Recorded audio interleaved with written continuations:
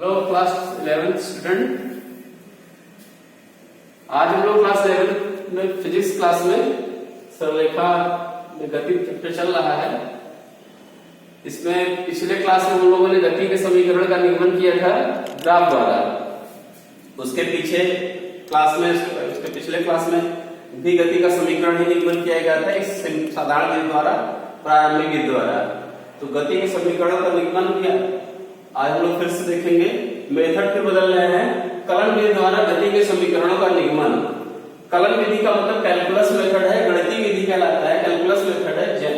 और इसमें समाकलन विधि के द्वारा हम लोग गति के समीकरण का निगमन करेंगे।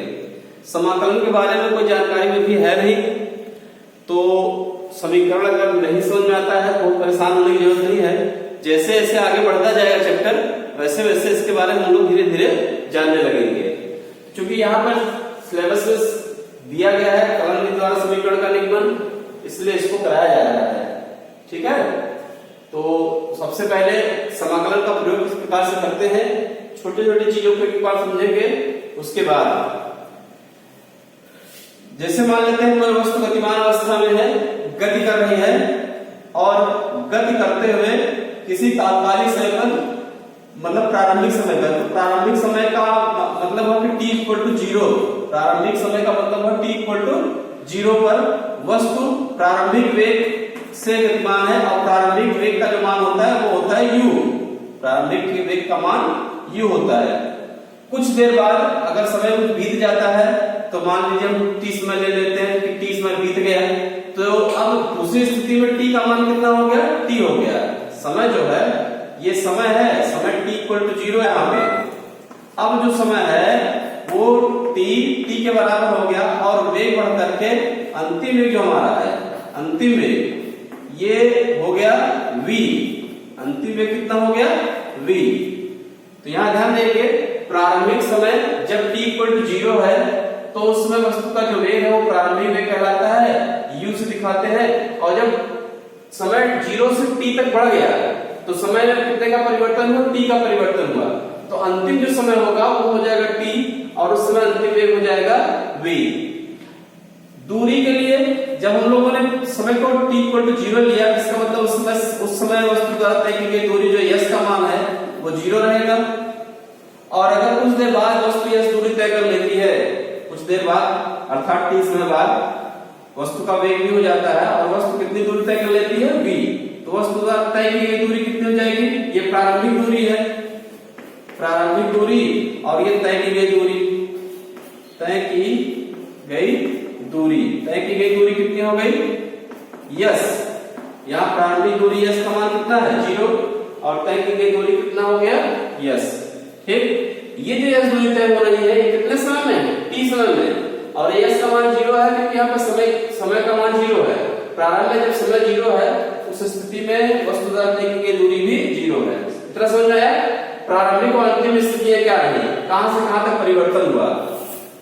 अब हम लोग आ जाते हैं पहले समीकरण पर। प्रथम समीकरण का निगमन करेंगे। प्रथम समीकरण का निगमन करेंगे।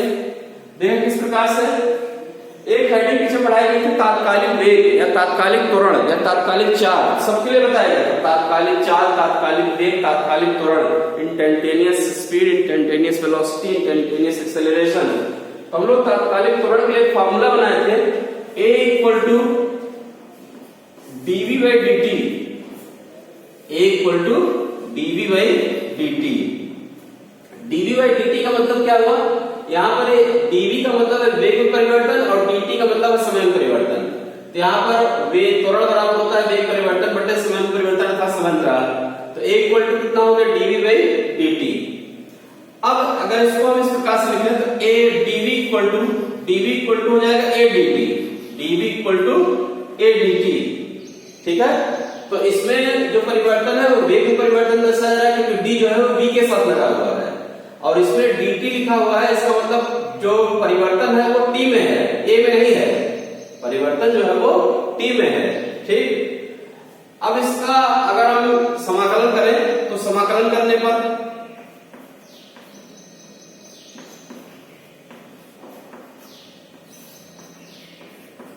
समाकलन करने पर, समाकलन करेंगे तो ये समाकलन का चिन्ह होता है इंटीग्रेशन डीवी, और डीवी का मतलब वेग परिवर्तन। तो वेग परिवर्तन कहां से कहां तक हो रहा है? यू से वी तक हो रहा है। प्रारंभ में यू है और अंत में वी है। तो यहां पर लिमिट लगाते हैं प्रारंभ से अंत तक। तो इसको पढ़ा जाएगा इंटीग्रेशन डीवी इक्वल टू, इधर इंटीग्रेशन लगाएंगे ए डी टी, और यहाँ परिवर्तन किसमें हो रहा है? समय में। कहां से कहां तक परिवर्तन हो रहा है? 0 से लेकर के t तक। समय जो परिवर्तित हो रहा है वो 0 से t तक परिवर्तित हो रहा है। तो यहाँ पे लिमिट लगेगी 0 से t तक। ठीक, ये हो गया। अब जब इसका इंटीग्रेशन करेंगे तो इंटीग्रेशन के लिए एक सूत्र होता है, यहाँ पे देखेंगे सूत्र। इंटीग्रेशन के लिए क्या सूत्र का प्रयोग किया जा रहा है? सूत्र जो होता है integration x to power n dx is equal to होता है x to power n plus 1 बटे n plus 1, x to power n plus 1 बटे n प्लस 1। अगर हम x की पावर 0 करते हैं, x power 0 dx is equal to क्या हो जाएगा? x पावर 0 प्लस 1 बटे 0 प्लस 1। x पावर 0 मतलब 1, तो 1 dx इज इक्वल टू कितना हो गया? x, या 1 लिखे या ना लिखे, integration dx is equal to कितना हो जाएगा? x। Integration dx is equal to हो गया x। ठीक है, तो जैसे यहाँ integration dx is equal to x हुआ, उसी प्रकार से यहाँ इंटीग्रेशन dv इक्वल टू हो जाएगा v, dv equal to v। तो इंटीग्रेशन x dx का इंटीग्रेशन कर रहे हैं तो x आ रहा है, तो dv का इंटीग्रेशन करेंगे तो v आएगा, और यहाँ नीचे लगा देंगे लिमिट को इस प्रकार से u से v तक बराबर a। इंटीग्रेशन यहाँ a का नहीं होगा, परिवर्तन t में हो रहा है, तो इंटीग्रेशन हो जाएगा इस प्रकार से। हम इसके और दिखा सकते हैं इंटीग्रेशन 0 से t dt, 0 से t dt। ठीक, फिर इधर एक स्टेप ऐसे लिख देना है, v यहाँ पर इंटीग्रेशन की अपर लिमिट हो गई, ये लोअर लिमिट हो गई, v से v और u, और यहाँ पर a, इसका भी इंटीग्रेशन करेंगे इंटीग्रेशन dt, तो dt का क्या हो जाएगा? t, dt का t, जैसे यह integration dx equal to x, वैसे integration dt equal to t, और इसकी लिमिट है 0 से t तक। यहाँ लिमिट रखेंगे तो पहले इसकी जगह पर, जो ब्रैकेट के अंदर है इसकी जगह पर अपर लिमिट रखेंगे और माइनस लगा करके लोअर लिमिट रखेंगे। तो पहले लिखेंगे v की जगह पर ये चीज, यहाँ v है, माइनस v की जगह पर ये चीज, अपर लिमिट, पहले अपर लिमिट माइनस से फिर लोअर लिमिट। ठीक है, ऊपर का मान माइनस नीचे का मान।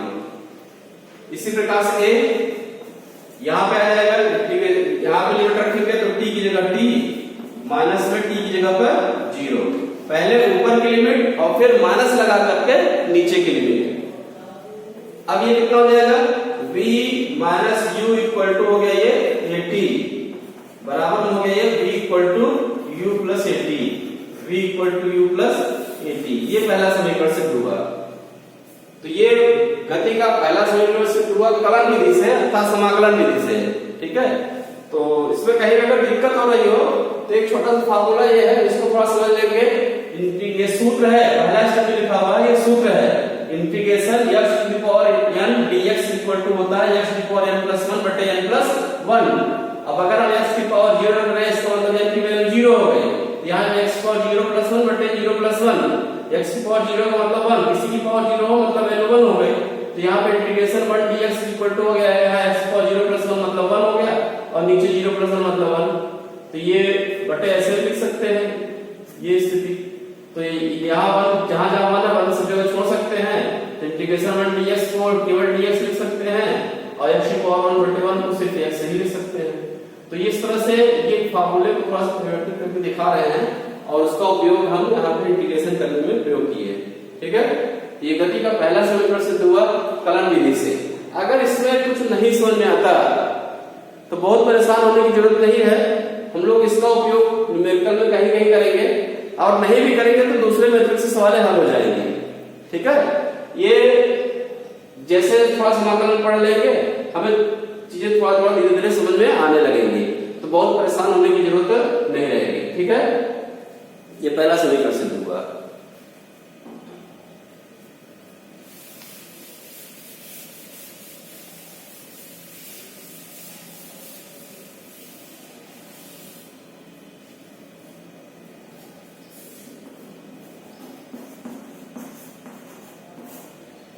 इसके बाद देखिए दूसरा समीकरण, गति का दूसरा समीकरण सिद्ध करते हैं कलन विधि से ही।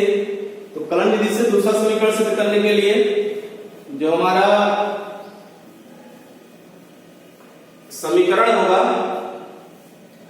वो हम लेंगे वेग के लिए। तो एक इस समीकरण तात्कालिक वेग एक हेडिंग पढ़ाई गई थी, इंस्टेंटेनियस स्पीड, तात्कालिक वेग। तो तात्कालिक वेग का जो सूत्र होता है v equal to ds upon dt, v equal to ds upon dt।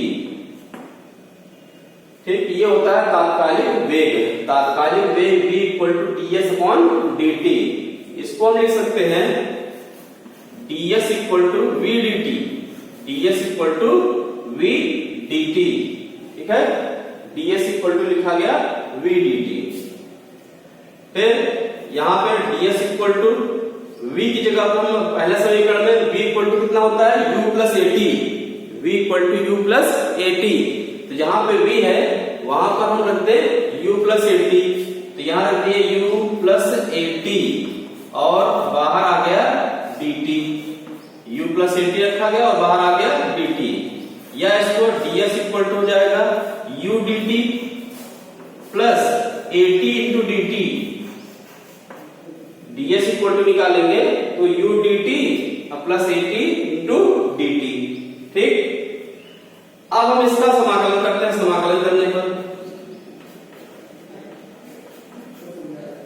समाकलन करने पर समाकलन करिए इसका, जिसका जिसका परिवर्तन, जिसका जिसके साथ t लगा हुआ है, t लगा हुआ है, परिवर्तन केवल उसी में दर्शाना है।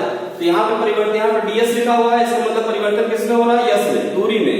तो दूरी में परिवर्तन देखिए कहां से कहां तक हुआ है, प्रारंभिक दूरी s इक्वल टू 0 है और तय की गई दूरी कितनी है, s। इसका मतलब जो दूरी में परिवर्तन हो रहा है वो 0 से s तक है।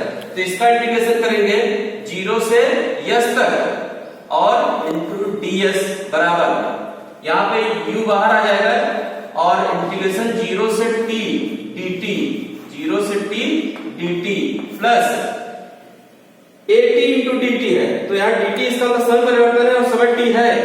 तो a को बाहर करेंगे, a कांस्टेंट बाहर हो जाएगा, इंटीग्रेशन हो जाएगा t dt, t dt और 0 से t तक। ठीक है, तो समाकलन कर रहे हैं तो लिमिट लगा ds, ds का मतलब दूरी परिवर्तन, ds, s में परिवर्तन, सूर्य परिवर्तन और लिमिट लगा है कहां से कहां तक, 0 से लेकर के s तक बराबर a u dt। u को बाहर किए, परिवर्तन t में है, तो परिवर्तन t में है तो u को बाहर किए, लिमिट लगा 0 से t और इंटू dt। at dt है तो a त्वरण है, t समय है और परिवर्तन समय में है, तो हम a को बाहर किए, परिवर्तन समय में दिखा तो t dt और इंटीग्रेशन लिमिट लगा 0 से t तक। ठीक, अब इसका एक इंटीग्रेशन करिए 0 से, ये 0 से s ds का क्या हो जाएगा, यस हो जाएगा, ds का यस और लिमिट हो जाएगा 0 से लेकर के s तक बराबर u dt का क्या हो जाएगा, t हो जाएगा और लिमिट कहां से है, कहां से कहां तक, 0 से t तक प्लस a और t का इंटीग्रेशन करेंगे इसी फार्मूले से। यस, यहां पर t का इंटीग्रेशन करते हैं तो t की पावर n प्लस 1 बटे n प्लस 1 है, यहां पर क्या हो जाएगा t की पावर 1 प्लस 1 बटे 1 प्लस 1। ठीक है ना, यही फार्मूला लगाया गया है, x equal to dx equal to x equal n plus 1 बटे n प्लस 1। तो इंटीग्रेशन के यहाँ t dt t की पावर 1 है तो 1 प्लस 1 बटे में 1 प्लस 1, लिमिट लगा देते हैं 0 से t तक किया गया है, तो अपर लिमिट होगा t, लोअर लिमिट होगा 0। अब इसके बाद लिमिट रखेंगे तो यहाँ पे पहले अपर लिमिट फिर माइनस लगा करके लोअर लिमिट, तो s माइनस 0 बराबर u और यहाँ पर t माइनस 0 बराबर ये प्लस a और यहाँ पर है ये t स्क्वायर बाई 2, इसमें लिमिट हो जाएगा 0 से t तक। ये कितना हो जाएगा, s माइनस 0 s बराबर ये जाएगा ut माइनस 0 है तो यहाँ t बचेगा, तो हो जाएगा ut प्लस a। यहाँ पे लिमिट रखेंगे तो पहले t रखेंगे तो t का स्क्वायर बटा 2 और माइनस में t की जगह 0 रखेंगे तो 0 का स्क्वायर बटा 2। ठीक, s बराबर हो गया ut प्लस ये तो 0 की पावर 2, ये तो पूरा 0 हो गया। अब यहाँ पे a t का स्क्वायर बटे हाफ बच रहा है तो हो जाएगा हाफ ए टी स्क्वायर। ये गति का दूसरा समीकरण सिद्ध हुआ कलन विधि से। इसमें कहीं कोई स्टेप न समझ में आ रहा हो जहां पर भी, तो कमेंट के द्वारा इसको पूछ सकते हैं, फिर से डिजाइन हो सकता है, लेकिन एक बार प्रयास करिएगा जरूर। फार्मूला थोड़ा सा ध्यान रखिएगा, फार्मूला अगर समझ में आ रहा है तो इसमें कहीं दिक्कत नहीं होगी। ठीक है, ये गति का दूसरा समीकरण सिद्ध हुआ।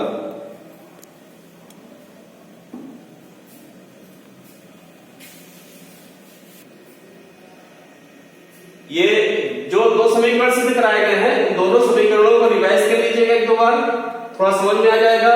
नहीं समझ में आता है तो फिर से पूछिएगा। और बाकी जो इसका अगला समीकरण रहेगा, गति का तीसरा समीकरण और टी से वृत्त तय की गई दूरी, तो उसको नेक्स्ट क्लास में पढ़ाया जाएगा। तो एक बार इसको रिवाइज कर लीजिएगा ताकि अगला समीकरण ठीक से समझ में आए। रिवाइज जरूर करिएगा।